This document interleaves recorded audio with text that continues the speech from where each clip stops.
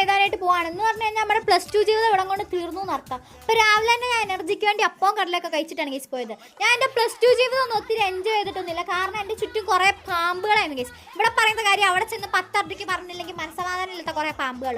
പിന്നെ ഞാൻ എക്സ്പെക്ട് ചെയ്ത് പോയ സ്കൂൾ ജൂൺ സിനിമയിലെ പോലെയും പ്രേമ സിനിമയിലെ പോലെ ആണെങ്കിൽ എനിക്ക് കിട്ടിയത് വേറെ എന്തായിരുന്നു. പക്ഷേ അതിനെക്കുറിച്ച് കൂടുതൽ പറയുന്നില്ല. കാരണം എനിക്ക് TC മേടിക്കാനായിട്ട് അങ്ങോട്ട് ചെല്ലണം കേസ്. പിന്നെ ഞാൻ ബസ് സ്റ്റോപ്പിൽ വന്നപ്പോൾ ഒറ്റ മനസ്സിലായി കാണുന്നില്ലായിരുന്നു. ഞാൻ ഓർത്ത് ബസ് പോയെന്ന്, എന്നാലും ബസ് പോയിട്ടൊന്നുമില്ലായിരുന്നു കേസ്. പിന്നെ ഞാൻ പെട്ടിപ്പുറത്ത് നിന്ന് മെഡിക്കൽ കോളേജ് സ്റ്റാൻഡ് വന്നു കേസ്. എന്നിട്ട് ഞാൻ കുറേ നേരം അവിടെ നിന്ന് വേരുണ്ട്. അപ്പോഴത്തേനും പാലക്കാട്ട് വന്നു കേസ്. ഞാൻ പിന്നെ പാലക്കാട്ടിൽ കയറി നമ്മുടെ സ്കൂളിൻ്റെ അവിടെ ഇറങ്ങി കേസ്. ഞാൻ എന്നിട്ട് ഈ കടയിൽ കയറാമെന്ന് വിചാരിച്ചപ്പോൾ ഈ കട അടച്ചിട്ടേക്കുമായിരുന്നു. പിന്നെ ആ ചേച്ചി എന്നാണ് പറഞ്ഞാൽ അവിടെ പോസ്റ്റ് അടിച്ചിരുന്നു കേസ്. ഈ കടയിൽ ഇന്നത്തെ ആദ്യത്തെ കസ്റ്റമർ നോമാണെന്ന് അർത്ഥം. പിന്നെ ഈ വക സംഭവങ്ങളൊക്കെ കാണുമ്പോൾ നമുക്ക് മത്താൻ തോന്നുമെങ്കിൽ നമ്മൾ മത്തരുത്. കാരണം ഇവിടെ ഒരു ക്യാമറ, അവിടെ ഒരു ക്യാമറ, പുറകിലൊരു ക്യാമറ, മൊത്തത്തിൽ ക്യാമറയാണ് കേസ്. പിന്നെ ഞാൻ ഈ ലിപ്സ്റ്റിക്ക് കൊണ്ടുവന്നത് ഇതേ ഷെയ്ഡിലുള്ള വേറെ തപ്പാനായിട്ടാണെങ്കിലും എനിക്കത് കിട്ടിയില്ലായിരുന്നു കേസ്. പിന്നെ നമ്മൾ എക്സാം ഒക്കെ കഴിഞ്ഞ് തിരിച്ച് പുറത്തോട്ട് ഇറങ്ങി. ഇംഗ്ലീഷ് എക്സാം ആയിരുന്നെങ്കിലും വലിയ ഗുണമൊന്നുമില്ലായിരുന്നു. പിന്നെ ഈ വക പേപ്പർ എനിക്ക് കുറേ നാളുകളായിട്ട് ഒത്തിരി കിട്ടുന്നുണ്ട്. ഞാൻ അതേപടി എല്ലാം വീട്ടിൽ കൊണ്ട് വെക്കാറുണ്ട് കേസ്. പിന്നെ നമ്മൾ ഭയങ്കര VIP കുട്ടികളായതുകൊണ്ട് നമ്മളെ പറഞ്ഞുകൊണ്ട് പോലീസൊക്കെ വന്നിട്ടുണ്ടായിരുന്നു കേസ്. അതിൻ്റെ ഇടയ്ക്ക് മോയന്ത് അവിടെ കിടന്ന് എന്തൊക്കെയോ കാണിക്കുന്നുണ്ടായിരുന്നു. പിന്നെ നമ്മൾ ബസ്സേ കയറി തിരിച്ച് വീട്ടിലോട്ട് പോരാൻ നിന്ന് കേസ്. അപ്പോഴത്തേനും ഞാനാണ് ഈ യൂട്യൂബിലൊക്കെ അല്ല ഇൻസ്റ്റയിലൊക്കെ വീഡിയോ ഇടുന്ന സുട്ടുവിനെ കണ്ടു കേസ്. എന്നിട്ട് ഞാൻ പുള്ളിക്കാരിയുടെ കുറേ കുറ്റവും കുറേയൊക്കെ പറഞ്ഞു കൊടുത്തു കേസ്. എന്നിട്ട് ഞാൻ സ്റ്റാൻഡിൽ വന്നു കഴിഞ്ഞപ്പോൾ എനിക്കൊരു കാര്യം മനസ്സിലായി കേസ്. ഞാൻ പോയിരുന്ന ബസ് പോയിന്ന്.